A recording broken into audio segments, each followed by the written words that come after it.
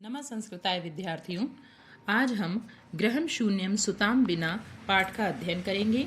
इससे पहले की वीडियो में हमने यहाँ तक इस श्लोक तक अध्ययन किया था। आज हम यहाँ से प्रारंभ करेंगे। अथवा पितुर्दश गुणा मातेति, अथवा पिता के 10 गुना माता होती है। त्वया सन्मार्गा प्रदर्शिता भगिनी, तुमने अच्छा मार्ग दिखाया है। किससे कह रहा है? भगिनी, बहन से। हे बहन, तुमने अच्छा मार्ग दिखाया है। कनिष्ठा अपि त्वम मम गुरुअसि, कनिष्ठा मतलब छोटी, छोटी होने पर भी तुम मेरी गुरु हो। शालिनी अलम पश्चातापेन, शालिनी पश्चाताप, अलम का मतलब है मत करो। तब मनसाह अंधकारा अपगता प्रसन्नताया विषयोयम, तुम्हारे मन से अंधकारा अज्ञानता रूपी अंधकार अपगता मतलब दूर हो गया है। अयम यह प्रसन्नता का विषय है। भ्रातृ जाए भाभी आगच्छ आओ, सर्वाम चिंताम त्यज आगंतुः शिशोः स्वागताय च सन्नद्धा भव, सभी चिंता को त्यज मतलब छोड़कर आगंतु आने वाले शिशु का स्वागत करने के लिए तैयार हो जाओ। भ्रातः त्वमपि प्रतिज्ञां कुरु, भाई तुम भी प्रतिज्ञा करो। कन्यायाः रक्षणे तस्याः पाठने दत्तचित्ता स्थास्यसि, कन्या की रक्षा करने में और उसको पढ़ाने में मन को लगा दूंगा। पुत्रीम रक्ष, पुत्रीम पाठ है, पुत्री की रक्षा करो और पुत्री को पढ़ाओ। इति सर्वकारस्य घोषणेयं तदैव सार्थिका भविष्यति, यह सर्वकारस्य सरकार की घोषणेयं घोषणा तदैव तभी सार्थक यानी सफल होगी। यदा वयम सर्वे मिलित्वा चिंतनम इदम यथार्थ रूपम करिष्यामः, जब हम सब मिलकर इस सोच को वास्तविक रूप में करेंगे, अर्थात हम इसको यथार्थ करेंगे।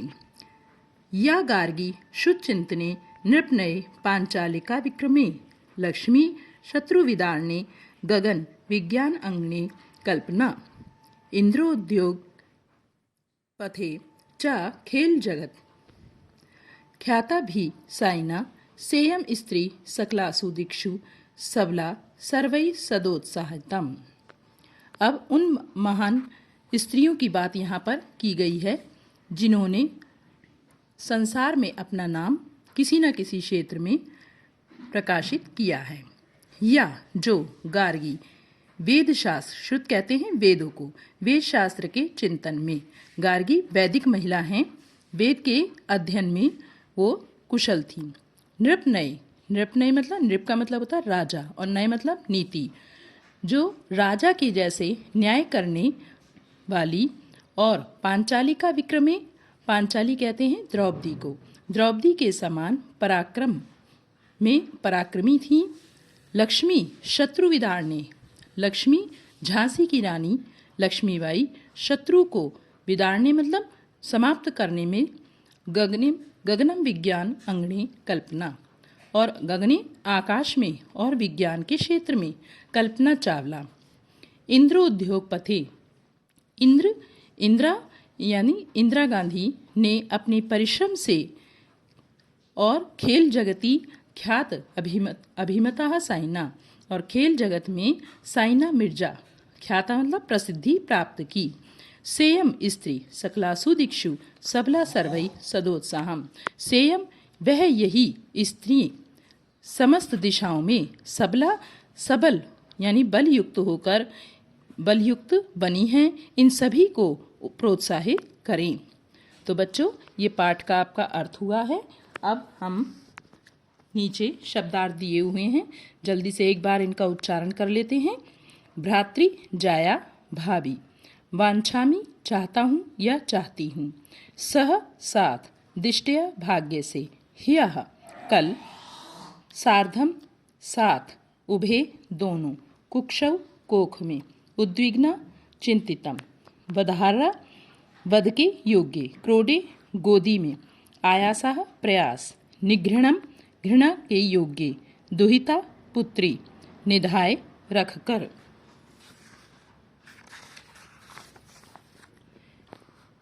गर्हितम निंदित। कनिष्ठा छोटी। अपगतः दूर हो गया। सन्निधा तैयार। शुद्ध चिंतने तत्व ज्ञान के चिंतन मनन में। शत्रु विदारणे शत्रुओं को पराजित करने में। सकलासु सभी। दिक्षु दिशाओं में। सबला बल से युक्त। उत्साहियता प्रोत्साहित करें। अब बच्चों इसका अभ्यास कार्य देख लेते हैं। पहला प्रश्न है अधोलिखिता नाम प्रश्नानाम उत्तराणि संस्कृत भाषाया लिखत, अर्थात नीचे लिखे हुए प्रश्नों के उत्तर संस्कृत भाषा में लिखें।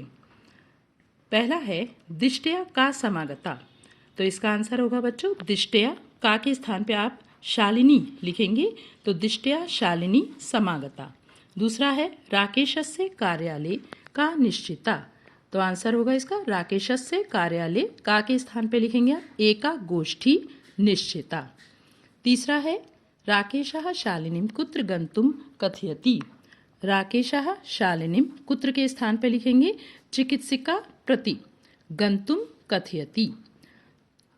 चौथा है सायंकाले भ्राता कार्यालयात् आगत्य किम करोति, सायंकाले भ्राता कार्यालयात् आगत्य किम के स्थान पर लिखेंगे भवानी स्तुतिं करोति। राकेशः कस्याः तिरस्कारं करोति, राकेशः कस्य के स्थान पे आंसर में लिखेंगे कन्यायाः तिरस्कारं करोति।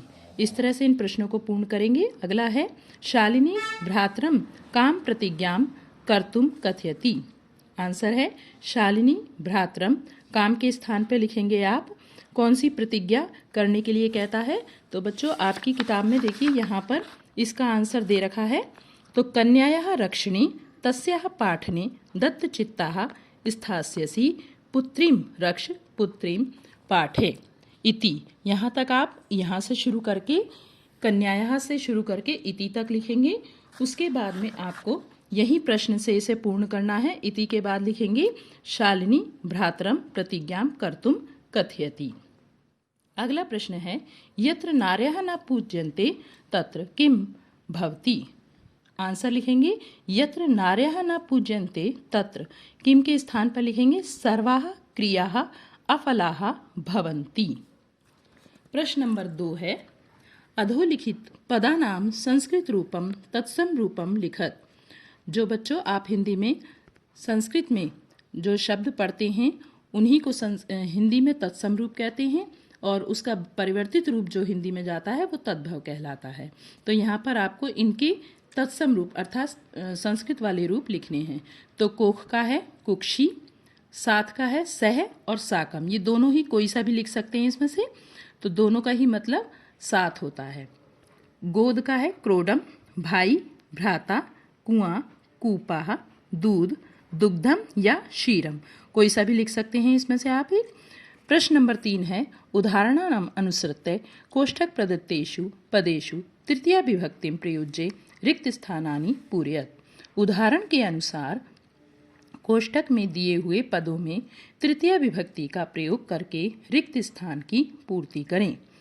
तो आपको एक उदाहरण दिया हुआ है यहाँ पर, जैसे मात्रा सह पुत्री गच्छति, तो मातृ शब्द है, इसमें मातृ का तृतीय विभक्ति का एक वचन का रूप बनेगा मात्रा, जैसे बनता है आपका पित्रा, ऐसे ही मात्रा बनेगा मात्रा सह पुत्री गच्छति, तो मातृ में तृतीय विभक्ति का प्रयोग किया। अब ये आगे जो शब्द दिए हुए हैं आपको, इनमें भी आपको तृतीय विभक्ति का प्रयोग करना है। तो परिश्रम का बनेगा परिश्रमेण, जैसे बनता है रामेण, तो विना विद्या न लभ्यते। अगला है छात्रा, फिर लेखनी का बनेगा लेखन्या, जैसे आपका बनता है नद्या, तो छात्रा लेखन्या लिखती। सूरदासः अंधा आसीत, नेत्र का बनेगा नेत्रेण, जैसे बनता है रामेण, तो ऐसी बनेगा नेत्रेण अंधा अस्ति आसीत। सह, फिर ऐसे नेत्रेण की जगह मित्रेण, सह मित्रेण साकम समयम यापयति, मित्र का तृतीय विभक्ति में है मित्रेण। प्रश्न नंबर 4 है का स्तंभे विशेषण पदम दत्तम ख स्तंभे च विशेष्य पदम तर्यो मेलनम कुरुत। का स्तंभ यानी का वाले खंड में विशेषण पद हैं, उनके खा स्तंभ में विशेष्य पद दिए गए हैं, उन दोनों को मिलाकर आपको जोड़ना है। तो तो का स्तंभ का है स्वस्था। स्वस्था का आपका आएगा मनोदशा। उसकी मनोदशा कैसी दिखाई नहीं दे रही थी, स्वस्थ नहीं दिखाई दे रही थी, किसकी, माला की। तो स्वस्था को जोड़ेंगे मनोदशा से। महत्वपूर्ण, महत्वपूर्ण क्या थी, गोष्ठी, किसकी, राकेश की। जो गोष्ठी थी वो महत्वपूर्ण थी, तो महत्वपूर्ण को गोष्ठी से जोड़ेंगे। फिर है जघन्यम कृत्यम, क्रूर कार्य था, तो जघन्यम कृत्यम से जोड़ेंगे। क्रीडंती, खेलती हुई कौन आई थी, पुत्री, तो क्रीडंती पुत्री लिखेंगे इसको, इसके साथ जोड़ेंगे।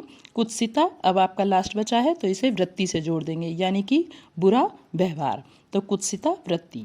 इस तरह से आप इसको नंबर डाल कर भी लिख सकते हैं, जैसे 3, 4, 5, 1, 2, इस तरह से यहाँ पे लिखा हुआ है ये नंबर। इन्हीं के अनुसार यहाँ पर जिसके साथ मेल करना है उसको हमने जोड़ दिया है। तो अगला प्रश्न देखते हैं बच्चों। प्रश्न नंबर 5। अधोलिखितानां पदानां विलोम पदम पाठा चित्वा लिखत। नीचे लिखे हुए पदों के विलोम पद पाठ से चुनकर आपको लिखने हैं। तो श्वः, श्वः का मतलब होता है बच्चों आने वाला कर, और इसका विलोम होगा ह्यः। ह्यः का मतलब होता है बीता हुआ कल। प्रसन्ना, प्रसन्ना का होता है उदासीना, प्रसन्ना का उदासीना। अगला है वरिष्ठा। वरिष्ठा का विलोम होगा कनिष्ठा। वरिष्ठा यानी कि बड़ी और कनिष्ठा यानी छोटी। प्रशंसितम, गर्हितम और निंदितम, इनमें से कोई सा भी लिख सकते हो। प्रशंसा करना, और गर्हितम का मतलब होता है निंदा करना।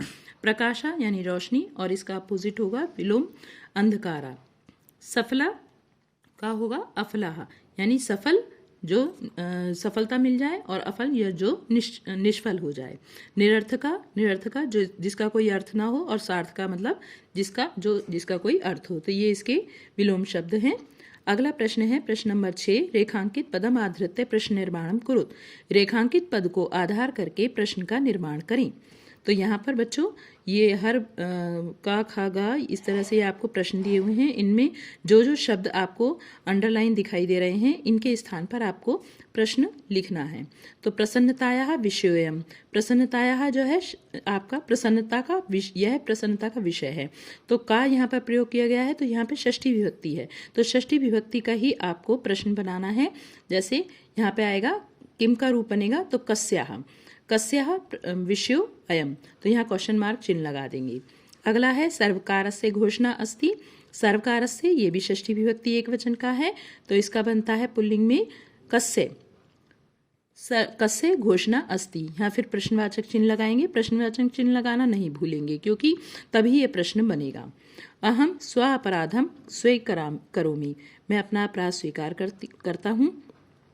तो स्वापराधम में आप यहाँ पर अंडरलाइन है, तो यहाँ पर आप कम लिखेंगे। द्वितीय विभक्ति एक वचन का प्रयोग किया गया है।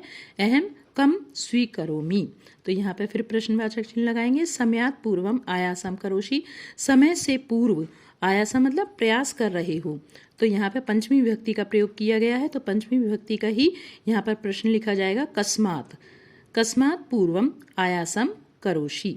अंबिका क्रोडे उपविशति, अंबिका क्रोडे मतलब गोद में बैठ जाती है, तो अंबिका कुत्र, यहाँ पे आप कुत्र भी लिख सकते हो, या कस्मिन भी लिख सकते हो, क्योंकि सप्तमी विभक्ति का प्रयोग किया गया है। क्रोडे में सप्तमी विभक्ति है, तो आप प्रश्न भी जब बनाओगे तो सप्तमी विभक्ति का ही प्रश्न बनाओगे। तो अंबिका कुत्र उपविशति भी लिख सकते हो, अंबिका कस्मिन उपविशति भी आप लिख सकते हो। तो कुत्र जो है अव्यय है, इसकी कोई रूप आपके नहीं चलते हैं। प्रश्न नंबर 7 है अधोलिखिते संधि विच्छेदे रिक्त स्थानानि पूरयत। नीचे लिखे हुए संधि विच्छेद में रिक्त स्थान की पूर्ति करनी है। नोक्तवती न धन उक्तवती, यहाँ ना में आ है और उक्तवती का ऊ है, तो आ और ऊ मिलकर गुण संधि हो जाती है। सहसेव सहसा धन एव, यहाँ पर आपको सा में आ दिखाई दे रहा है, बड़ा आ, और यहाँ पे ए है, तो दोनों मिलकर यहाँ पर वृद्धि संधि हो जाती है। बच्चों जब आप यहाँ पे दो मात्रा देखो तो आपको वृद्धि संधि जाननी चाहिए। परामर्शा अनुसारम, परामर्श धन अनुसारम, यहाँ भी शा में देखिए आ है और इसके आगे आ है, तो दोनों समान स्वर होने पर दीर्घ संधि हो जाती है। वधार्या, वध के योग्य, वध धन अर्हा, अर्हा का मतलब होता है योग्य, तो धा में देखिए आ है और यहाँ पर आ है, दोनों आ मिलकर दीर्घ हो गए, समान स्वर होने पर दीर्घ संधि हो गई। अधुनैव, अधुना धन एव, यहाँ पर ना में बड़ा आ है और यहाँ पर ए है, तो यहाँ पर देखिए जैसे ऊपर आपको 2 मात्रा दिख रही थी, यहाँ भी 2 मात्राएं हैं, तो आ और ए मिलकर आई वृद्धि हो गई है। प्रवर्तो अपि, प्रवर्तः धन अपि, यहाँ पर देखिए विसर्ग हो गया है ओ के स्थान पर, तो यहाँ पर आपको प्रवर्तः धन अपि, यहाँ पर आपकी विसर्ग संधि हो गई है। वैसे ये आपके पाठ्यक्रम में नहीं है, केवल स्वर संधि है, लेकिन फिर भी आप देखिए प्रवर्तः धन अपि बनता है। ये जो आपको अवग्रह दिखाई दे रहा है, ये आपका अ का रूप है। तो यहाँ पर आपका ये पाठ पूरा होता है। धन्यवाद।